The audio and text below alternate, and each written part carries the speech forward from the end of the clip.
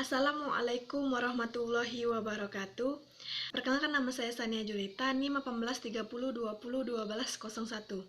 Saya mahasiswa UIN Raden Patah Palembang, jurusan Tarbiyah dan Keguruan, program Pendidikan Guru Madrasah Ibtidaiyah. Baiklah, saya di sini akan menampilkan video pengajaran yang mana video pengajaran ini bertujuan untuk memenuhi tugas akhir semester dengan mata kuliah pedalaman PKMI, dosen pengampu Pini Asyalani. Assalamualaikum anak-anak, gimana kabarnya?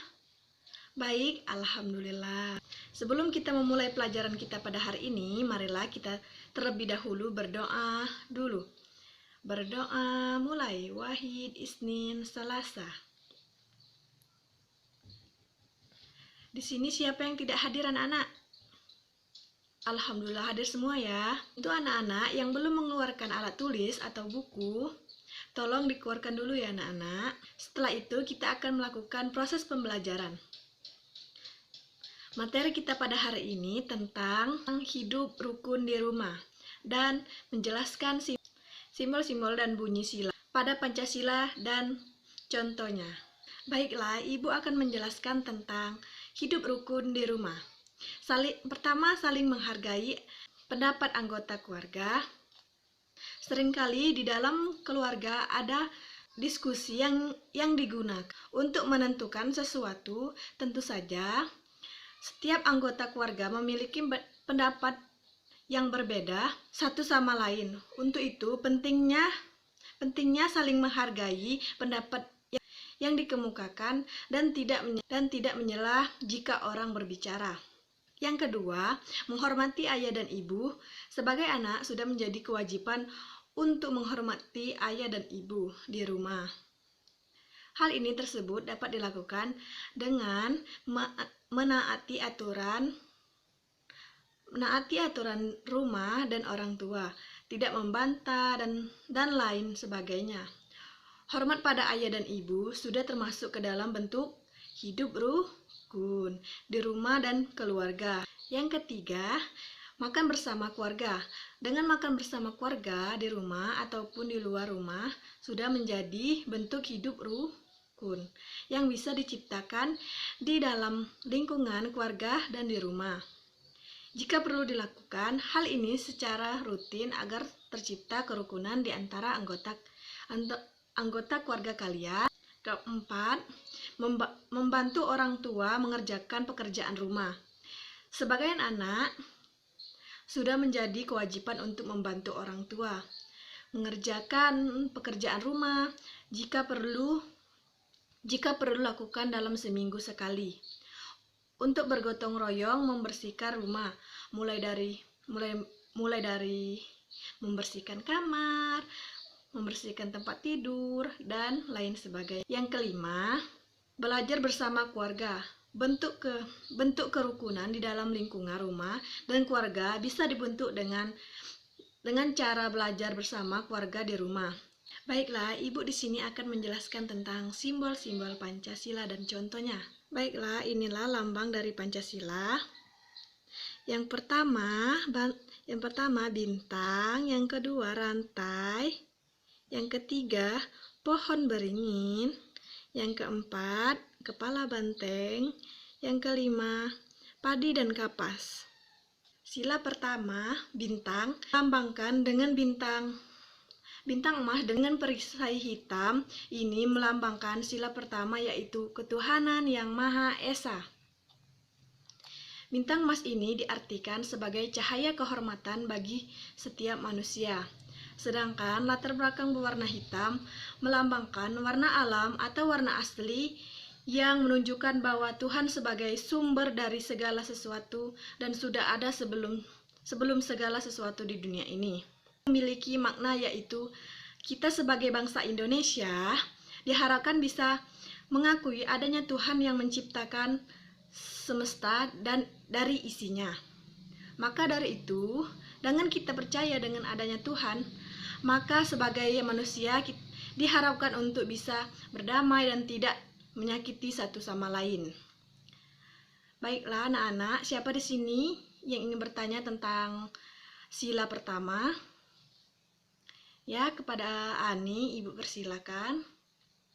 Pertanyaannya, bagaimana contoh penerapan sila pertama dalam kehidupan sehari-hari? Ya, pertanyaannya bagus sekali. Contohnya, ibadah sesuai dengan kepercayaan yang dianut dan menghargai orang lain yang agamanya berbeda dengan kita, dan tolong menolong meski memiliki agama yang berbeda. Beribadah, jadi kita harus beribadah sesuai dengan kepercayaan yang kita anut dan menghargai orang lain yang agamanya berbeda dengan kita, dan tolong menolong meski memiliki agama yang berbeda. Yang sila kedua, rantai. Rantai melambangkan sila kedua, kemanusiaan yang adil dan beradab. Lambang rantai berwarna kuning disusun atas gelang-gelang kecil dengan jumlah 17 gelang dan saling menyambung belatar belakang warna merah, di mana itu menandakan hubungan manusia satu dengan yang lain dan saling membantu.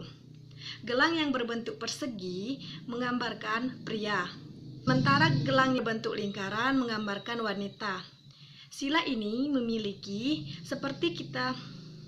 makna seperti kita sebagai manusia harus saling menghargai satu sama lain. Sebab manusia adalah makhluk ciptaan Tuhan yang diderajatkan paling tinggi. Jadi kita harus mewujudkan melalui sikap yang adil dan beradab.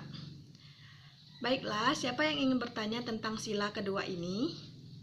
Ya, kepada Dapa, Ibu persilakan. Pertanyaannya, bagaimana contoh penerapan sila kedua dalam kehidupan sehari-hari? Ya, contohnya saling menghargai, menghormati, dan tolong menolong.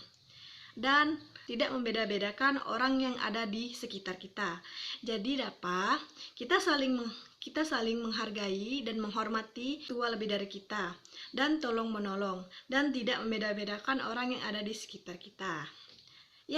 Sila ketiga, pohon beringin. Pohon beringin ini melambangkan sila ketiga, yaitu Persatuan Indonesia. Pohon beringin sendiri dititah sebagai tempat berteduh dan berlindung.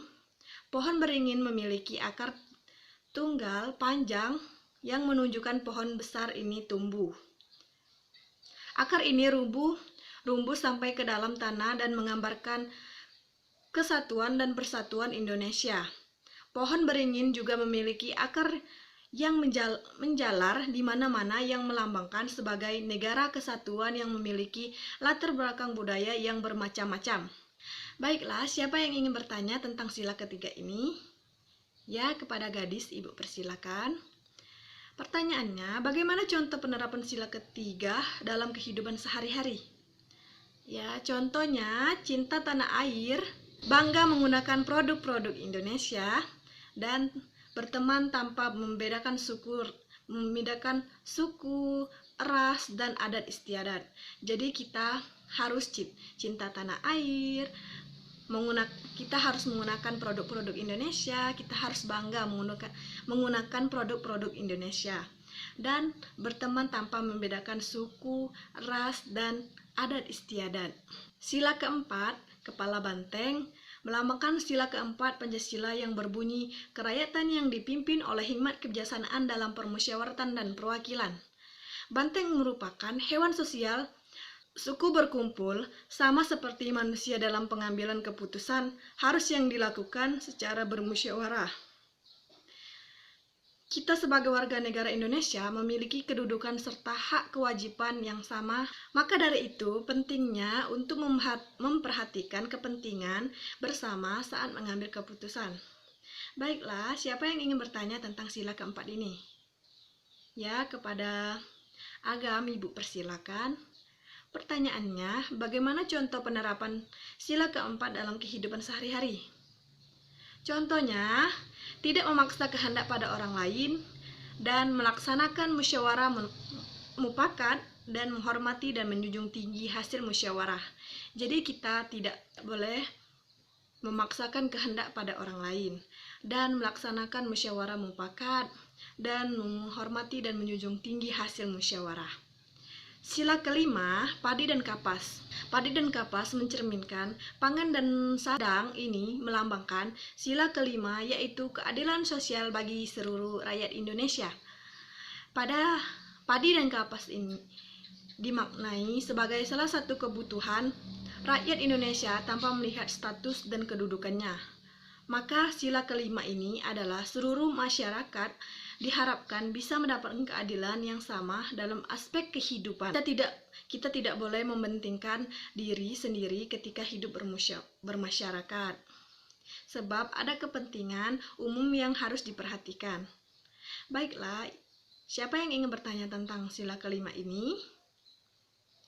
Ya, kepada Azam, Ibu persilakan. Pertanyaannya, bagaimana contoh penerapan sila kelima dalam kehidupan sehari-hari?